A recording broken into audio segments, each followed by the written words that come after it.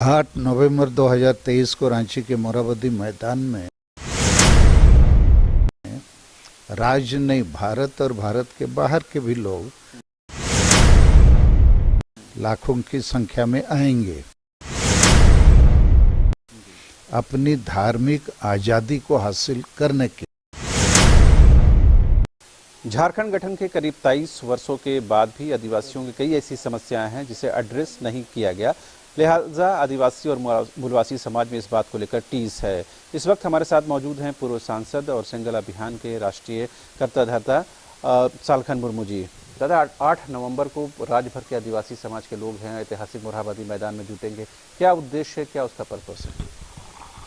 देखिए, 8 नवंबर 2023 को रांची के मोरहाबादी मैदान में राज्य नहीं, भारत और भारत के बाहर के भी लोग लाखों की संख्या में आएंगे अपनी धार्मिक आज़ादी को हासिल करने के लिए।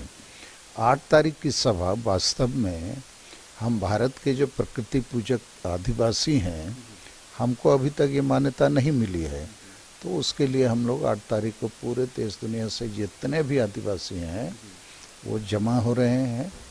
और मैं आपके मार्फत से रांची और इर्द गिर्द में खासकर जो मुंडा आदिवासी हैं, उरांव आदिवासी, खड़िया आदि, उनसे भी आग्रह करूंगा कि वो इसमें शामिल हों। ये सरना धर्म कोड के लिए जनसभा है, कोई व्यक्ति या संगठन के लिए नहीं। और इसके बगैर हमारी स्थिति बड़ी खराब हो चली है, क्योंकि जोर जबरदस्ती हमारे लोगों को दूसरे धर्मों की तरफ धर्मांतरित करने का दबाव पड़ता है। और उस दिन हम लोग भारत के महामहिम राष्ट्रपति द्रौपदी मुर्मू, माननीय प्रधानमंत्री नरेंद्र मोदी के साथ साथ कांग्रेस के जो बड़े नेता है राहुल गांधी जी और सोनिया गांधी जी, उनको भी ललकारेंगे कि ये हमारा संवैधानिक मौलिक अधिकार है। 75 साल देश को आज़ाद हो गए, भारत देश संविधान से चलता है, तो भारत के सभी लोगों को धार्मिक मान्यता दी गई, हमें क्यों नहीं दी जाती है? 2011 की जनगणना में लगभग 50 लाख आदिवासी सरना लिख चुके, जैन वालों ने लिखा था 44 लाख, तो उनको भी दे दिया, हमको नहीं देते हैं। 1951 की जनगणना तक आदिवासियों का धार्मिक कॉलम कोड था, कांग्रेस की सरकार आने से उसको हटा दिया। और अभी बीजेपी वाले, संघ वाले आदिवासी को जबरन हिंदू का ठप्पा लगा रहे हैं। तो हम लोग हिंदू नहीं है। हिंदू मैरिज एक्ट 1955 और हिंदू सक्सेशन एक्ट 1956 में आदिवासी शामिल नहीं है। दूसरा, हमारी वर्ण व्यवस्था नहीं है, हम स्वर्ग नरक आदि नहीं मानते हैं, प्रकृति को ही ईश्वर मानते हैं। तो भाई, हम जो चाहते हैं, हम अपना नाम रखना चाहते हैं, आप जबरन मेरा नाम क्यों बदलेंगे या रखेंगे? इससे जुड़ा एक सवाल है दादा। पिछले दिनों जेपी नड्डा जो बीजेपी के राष्ट्रीय अध्यक्ष हैं, उन्होंने कहा कि झारखंड में कन्वर्जन जो है बहुत ज़्यादा है और वर्तमान सरकार में यह और बढ़ा है। वाकई में ये चीज़ें बढ़ी हैं? नहीं, ये तो बढ़ेगी। यदि आदिवासियों को धार्मिक मान्यता नहीं दी जाएगी तो हमारे लोग अभी बहुत ज़्यादा संख्या में ईसाई भी बन रहे हैं, हिंदू भी बन रहे हैं।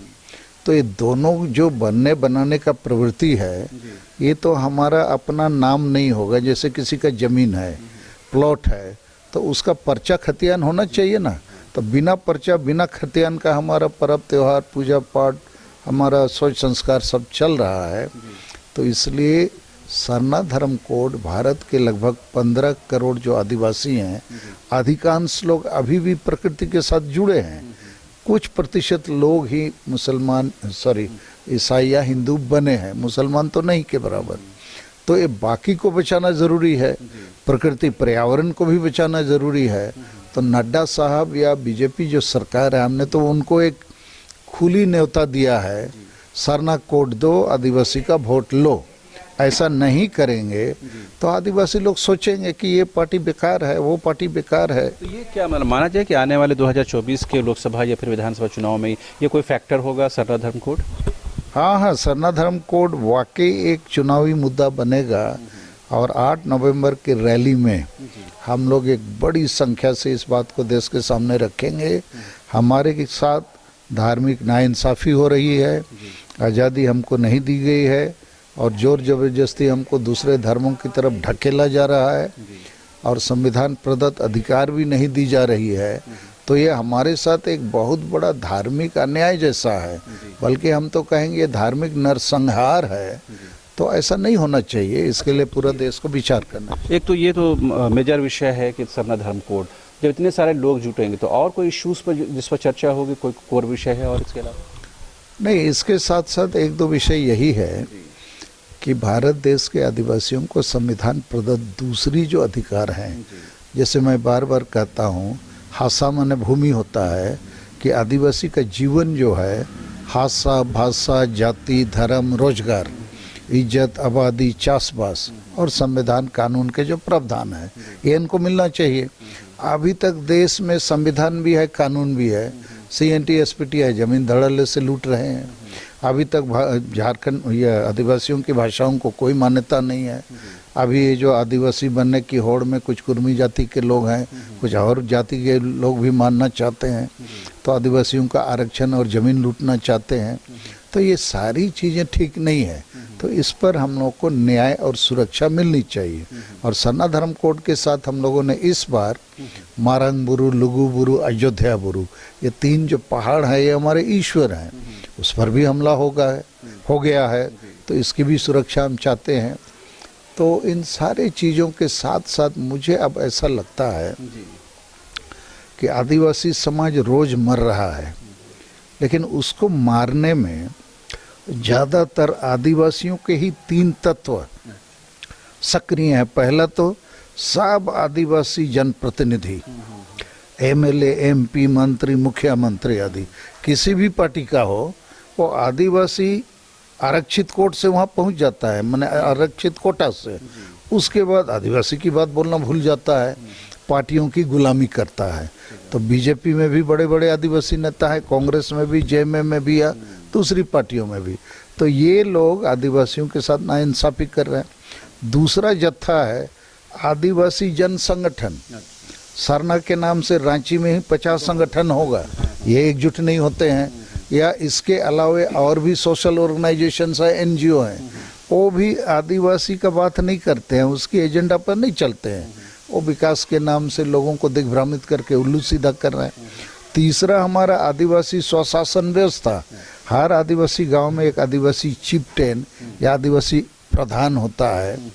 वो बेचारा पुराने युग का आदमी होता है, अधिकांश अनपढ़, पियक्कड़ ना समझ लोग, वंश परंपरागत उनकी नियुक्ति हो जाती है।